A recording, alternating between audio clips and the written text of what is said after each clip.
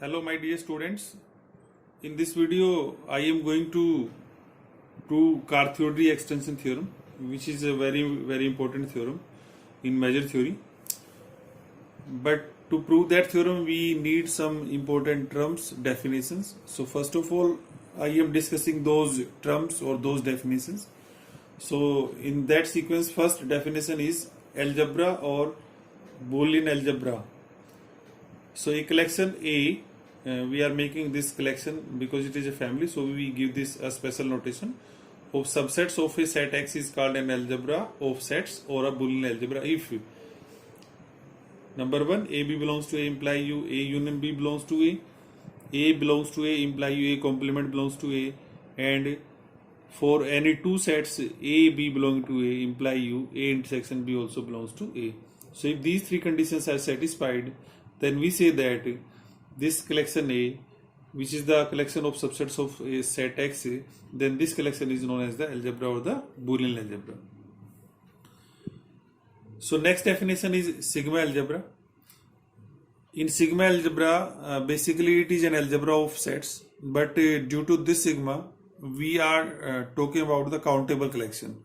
So if you look at the definition, a Boolean algebra A of the collection of the sets such that union of any countable collection of members of this collection is a member of A is called sigma algebra, and in the future work we denote this sigma algebra by beta.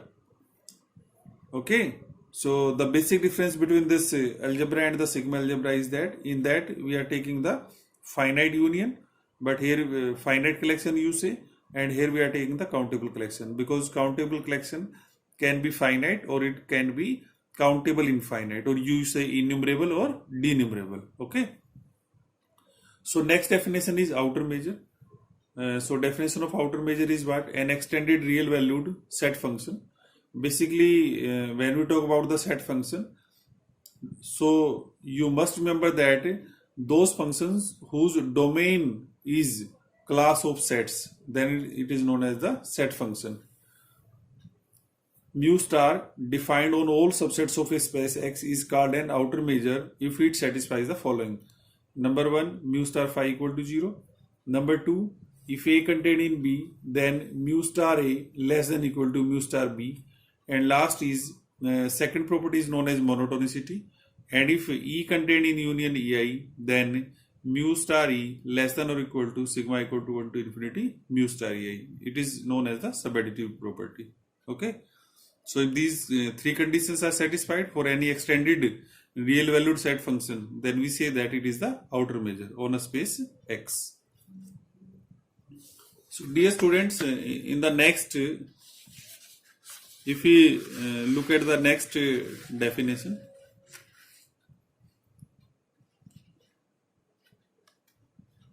so there are some important notes. First is if E equal to union EI, then mu star E less than or equal to mu star EI, summation mu star EI, where EI intersection is equal to phi for all I not equal to J.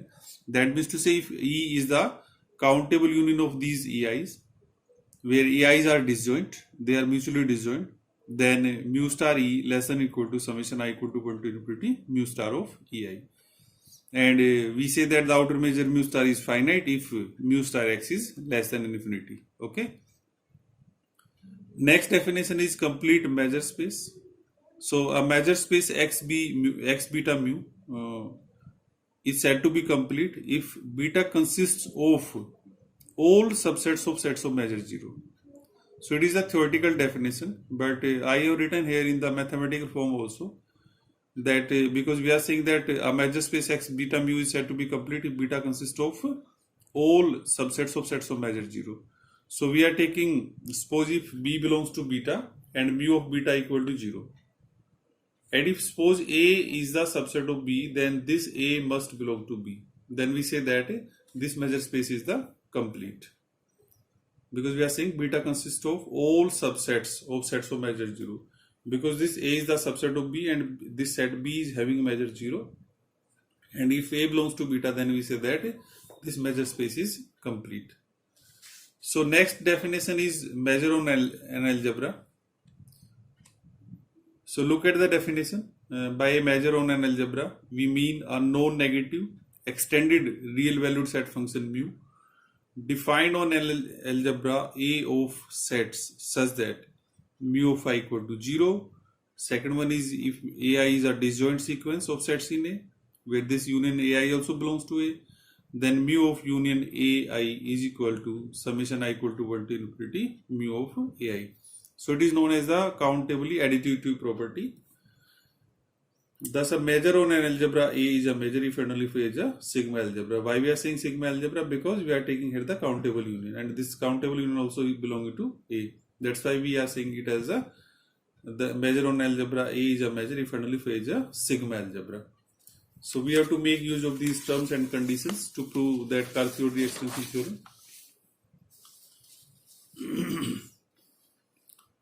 Again, next note. Now, just we were talking about the Cartesian extension theorem. So in that theorem, what we are going to do, we construct now an outer measure mu star and show that mu bar induced by mu star. Means to say we are inducing a new measure mu bar, and that will be induced by mu star is an extension of mu. And what is mu? It is a measure defined on an algebra, which we have defined in the previous definition. So with the help of this mu, we can define the outer measure again. That the outer measure mu star is defined as mu star E equal to infimum sigma mu of AI, where AI ranges over all sequence from A such that E contained in union AI. So basically, again, if you look at the definition of outer measure of the set E is the infimum of the sigma mu I, but this E contained in union EI. Okay. So this is again a new definition of outer measure. So now come to the Cartesian extension theorem. So the statement is here we have to prove total 6 parts. So definition statement is let mu be a measure on an algebra A and let mu star be the outer measure induced by mu. Then the following properties hold. So what are those properties which were proved by Cartesian? So one is mu star is an outer measure. Second is if A belongs to A, then it implies mu equal to mu star A. Third one is A belongs to A imply U. A is mu star measurable. Okay, it is mu star measurable. Fourth one is the restriction mu bar of mu star to the mu star measurable sets is an extension of mu to a sigma algebra containing A. So that's why we are saying it as the extension theorem. That means to say we have to show that the restriction mu bar, the restriction of what? Mu star to the mu star measurable sets is an extension of mu. Means to say this mu bar is the extension of mu to a sigma algebra containing A. E part is mu is finite, or what you say sigma finite implies that mu bar is finite or sigma finite. Means to say you have to prove if mu is finite then mu bar is finite, or mu is sigma finite then mu bar is also sigma finite. And the last part which you have to prove in this Cartesian extension theorem, if mu is sigma finite, then mu bar is the only measure on the smallest sigma algebra, which you have defined the Borel sets also, containing a which is an extension of mu. So these are the 6 parts which we have to prove. So first of all, what we have to prove, if you look at the statement again, in this part, first part we have to prove mu star is an outer measure. So first of all, we are going to prove mu star is an outer measure. Okay. So for outer measure, what we are taking, we are saying that in the proof, mu star is a monotone non-negative set function defined for all sets and mu star phi equal to 0. So what we have to prove, mu star is countably subadditive. So for this, what we claim that if E contained in union EI, then mu star E less than or equal to sigma mu star EI. So here we take 2 cases. If mu star EI equal to infinity, then one holds for any I, because in that case both sides will be infinity. So we take the case when mu star EI is less than infinity for all I. So we apply the definition So for given epsilon greater than 0, there is for each I and sequence aij j equal to 1 to infinity of sets in A such that ei contained in union aij, means to say these ei are contained in union aij, and sigma mu aij less than mu star ei plus epsilon by 2i. It is by the definition. Okay.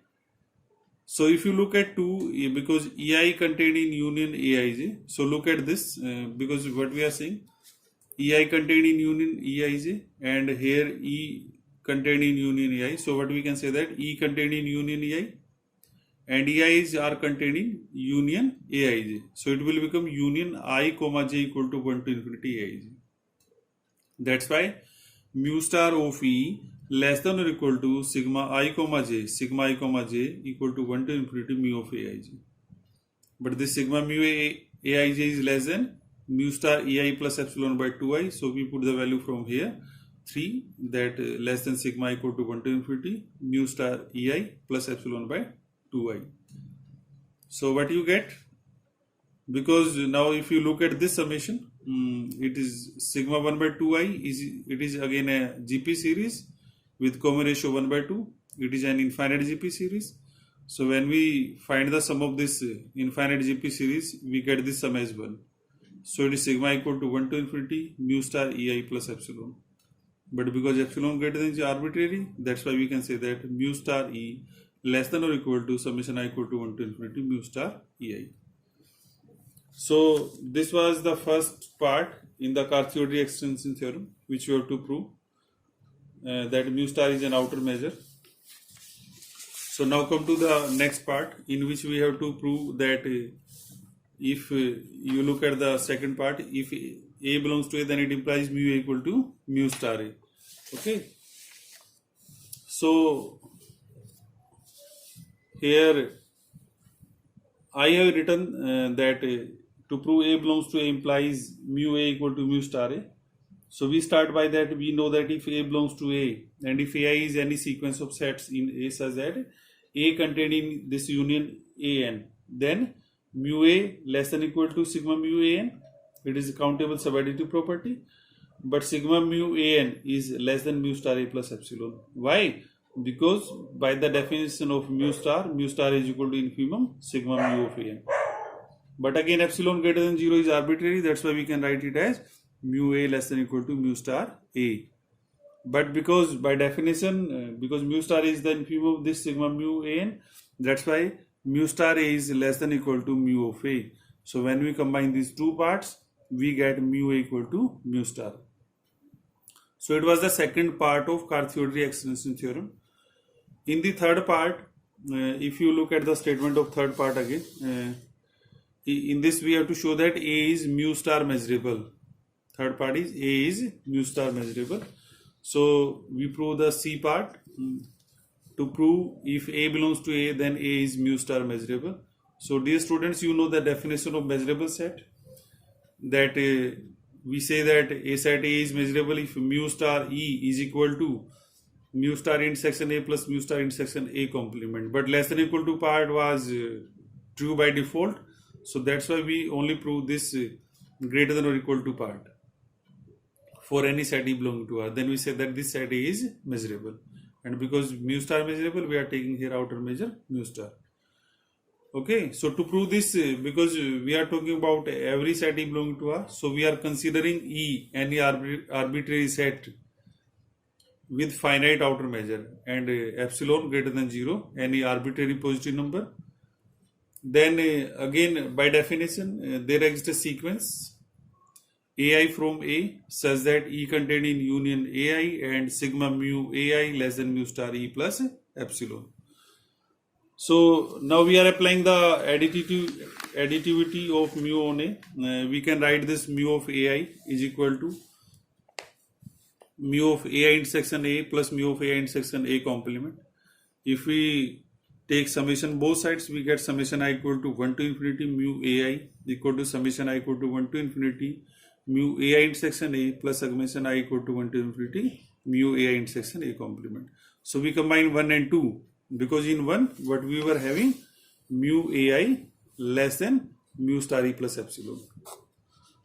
So we are replacing the value of this sigma mu AI by mu star E plus epsilon. So we are getting mu star E plus epsilon greater than summation I equal to 1 to infinity. Right side same.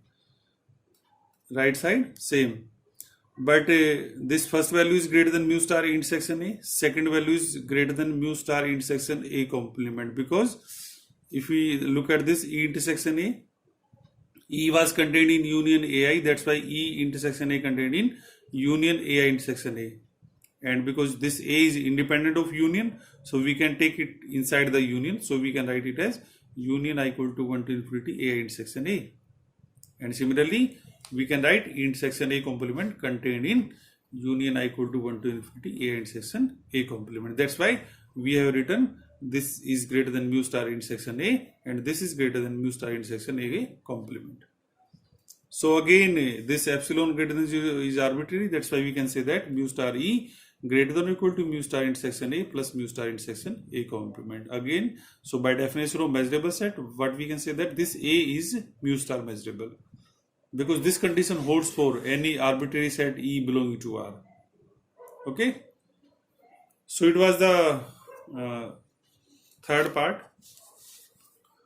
Its fourth and fifth part are direct results, because in the fourth part what we have to show that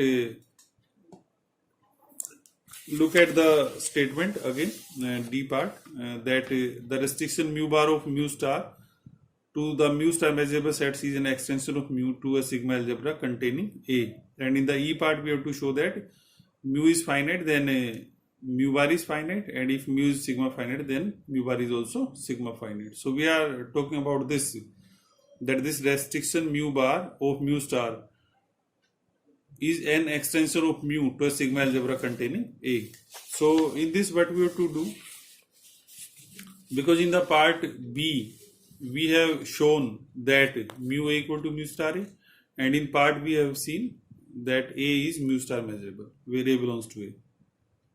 And just I told you earlier that we take this beta collection as what it is the sigma algebra. So that's why we are saying that also we know that the class beta of mu star major sets is a sigma algebra. And if mu bar is mu star restricted, then mu bar is a major. Means to say mu bar is restricted to this mu star and it is mu star measure. That's why we can say that mu bar is also a measure. That means to say the restriction mu bar of mu star to the mu star measurable sets is an extension of mu to a sigma algebra containing A. So in this part there is no lot things which we have to prove, and again part E is also clear, that if mu is finite, then by definition of mu bar it is also finite, and if is because mu bar is extension, so if it is finite then mu bar is finite, and if mu is sigma finite then mu bar is also sigma finite, because we are extending this mu bar with the help of mu. Okay.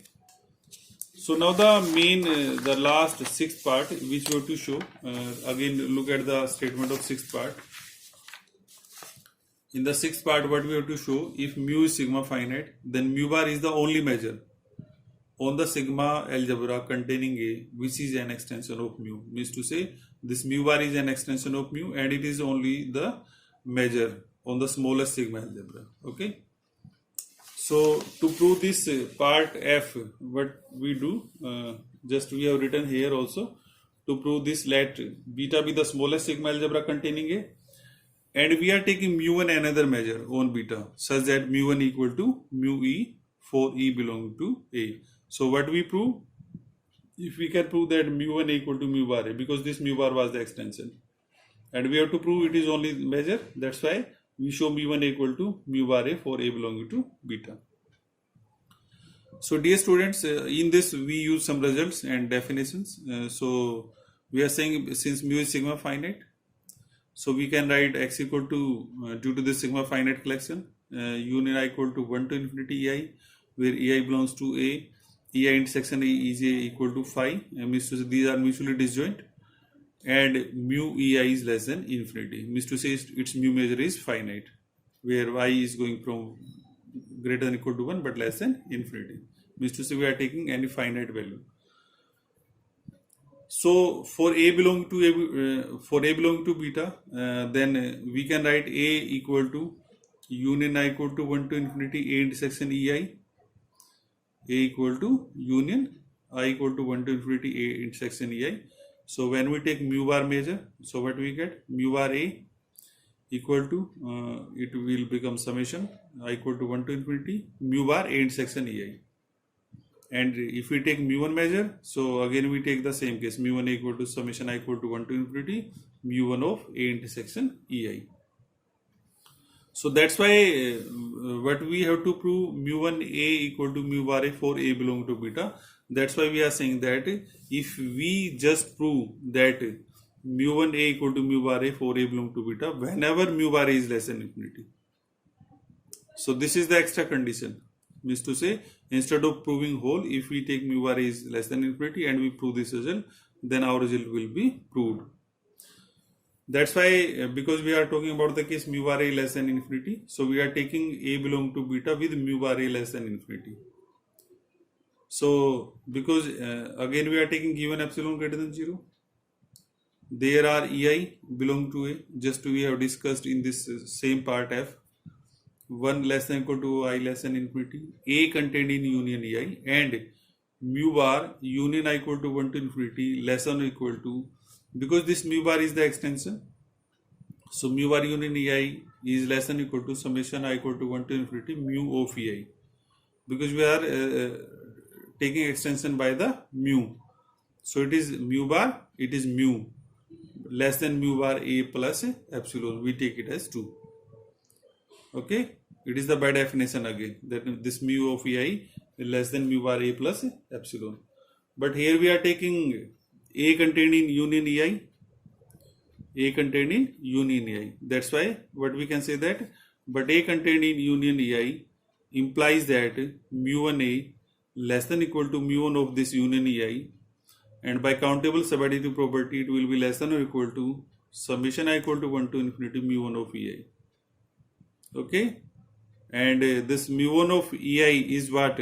Summation I equal to 1 to infinity mu of ei, which is less than mu bar a plus epsilon from this 2.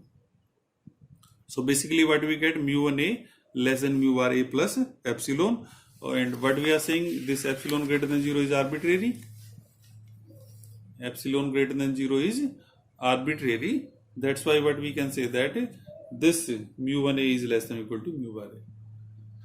So dear students, because we have to show that mu1 a equal to mu bar a, so it remains to prove that this mu bar a is less than or equal to mu1 a. So to prove that part, what we are taking again, we are considering the sets ei, and from inequality to we are again using this inequality to f equal to union ei belong to beta, and so f is mu star measurable. And because since a is the subset of f, so we can write as mu bar f equal to mu bar a plus mu bar f minus a. It is the complement of a. Just like look at this structure, this Venn diagram. This is the whole space f. A is the subset, it is the complement. So f can be written as the union of a and f minus a. So we take mu bar measure both sides, and due to the additive property, we can write it as equal to this sum. So from here, what we are getting, this mu bar of f minus a, mu bar of f minus a equal to mu bar f minus mu bar a, which is less than epsilon from 2. But because mu1 equal to mu bar e for EC belong to a, so what we can say that mu1 f equal to mu bar f. Mu1 f equal to mu bar f. Because this f is also the collection from beta, and it holds for every a algebra of sets. That's why we can say that mu1 equal to mu bar e, and we have mu1 f equal to mu bar f. That's why this mu bar a less than equal to mu bar f, because a contained in f. But mu bar f is equal to mu1 f. And mu1 f is what? It is mu1 a plus mu1 f of mu1 of f minus a. And it is mu1 a, and mu1 f minus a is less than equal to mu bar f minus a from what result? If you look at this 3, look at this 3, because here mu1 a less than or equal to mu bar a. So that's why we are saying that this mu1 f minus a is less than or equal to mu1 a, and it is mu bar f minus a. And this mu bar f minus a is what? From 4, it is less than epsilon. So we can write it as less than mu1 a plus epsilon. But again, epsilon greater than 0 is arbitrary. That's why we can say that mu bar a less than or equal to mu1 a. So if we combine this result number 3 and 5, so what we get? Mu bar a equal to mu1 a. That's why we can say that this mu1 was the only measure in this case, because we have taken another measure, this mu1, and we have proved that mu bar is the only measure which satisfies the condition, means to say which is the extension of mu. So dear students, it was the Carthy-Theodori extension theorem in which we have proved 6 parts. So read these results carefully. All these are the important part of your measure theory. And if you have any problem, then you can comment on my YouTube channel. Thank you.